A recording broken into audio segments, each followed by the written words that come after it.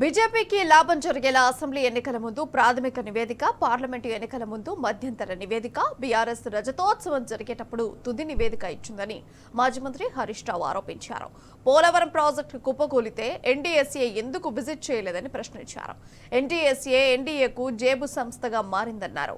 NDSA నివేదిక రాజకీయ కుట్రలో భాగంగానే ప్రచారం చేస్తున్నారని హరీష్ రావు విమర్శించారు.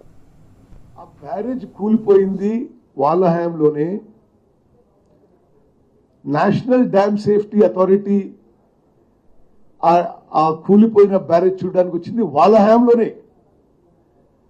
మొదటి రిపోర్ట్ ఇచ్చింది వాళ్ళ హయాంలోనే. చలో ఎన్డీఎస్ఏ రిపోర్ట్ కూడా మీరు ఒకసారి గమనిస్తే అప్పటికే ఎలక్షన్ కోడ్ ఆఫ్ కండక్ట్ వచ్చింది. కాళేశ్వరం ఇన్సిడెంట్, మేడిగడ్డ ఇన్సిడెంట్ జరిగిన రోజు మేడిగడ్డకు పిల్లర్లు 2 కుంగిపోయిన రోజుకు అప్పటికే మోడల్ కోడ్ ఆఫ్ కండక్ట్ ఈ రాష్ట్రంలో అమల్లో ఉంది.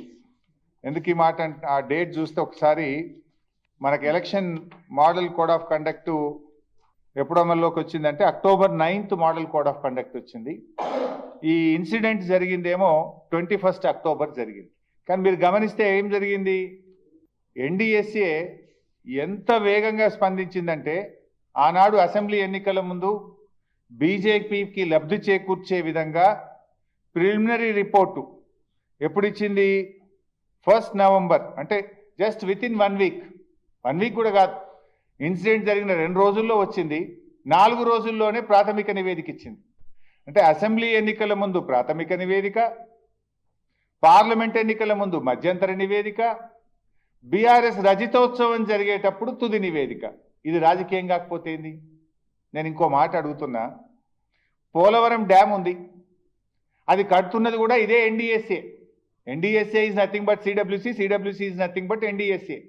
సిడబ్ల్యూసీలో పనిచేసేటోళ్ళే ఎన్డీఎస్ఏకి ట్రాన్స్ఫర్ అవుతారు, ఎన్డీఎస్ఏలో పనిచేసేటోళ్ళే సిడబ్ల్యూసీకి ట్రాన్స్ఫర్ అవుతారు. అదేమి కొత్తది కాదు.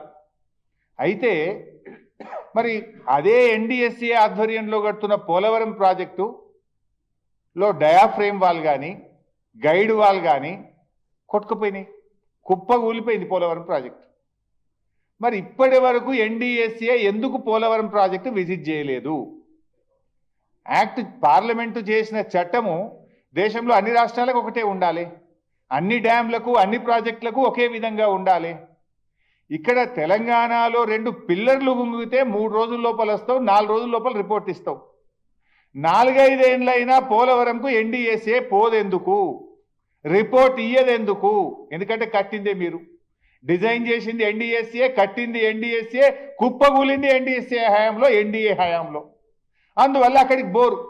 ఇక ఉత్తమ్ కుమార్ రెడ్డి గారు ఎన్డీఎస్ఏ ఏదో ప్రపంచ ప్రఖ్యాతి కలిగిన సంస్థ, ఇక దీనంత గొప్పది లేదు, దీంట్లో ఉన్నంత నిష్ణాతులైన ఇంజనీర్లు ఈ ప్రపంచంలో లేరు అని చెప్తాడు. మరి ఆ ఎన్డీఎస్ఏ కట్టిన పోలవరం కుప్పగూలిపోయింది, 5 ఏళ్ళైనా అక్కడికి ఎందుకు పోలేదు?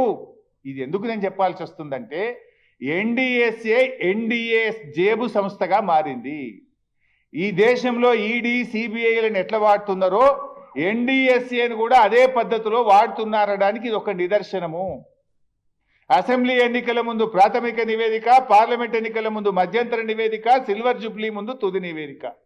5 ఏళ్ళైనా పోలవరంకు పోరు, ఏ నివేదిక ఇయ్యరు. అంటే ఇది ఒక రాజకీయ పరమైనటువంటి ఒక కుట్రతో కాంగ్రెస్ బీజేపీలు కుమ్మక్కై చేస్తున్నటువంటి విషయం ఇవాళ స్పష్టంగా అర్థమవుతా ఉంది.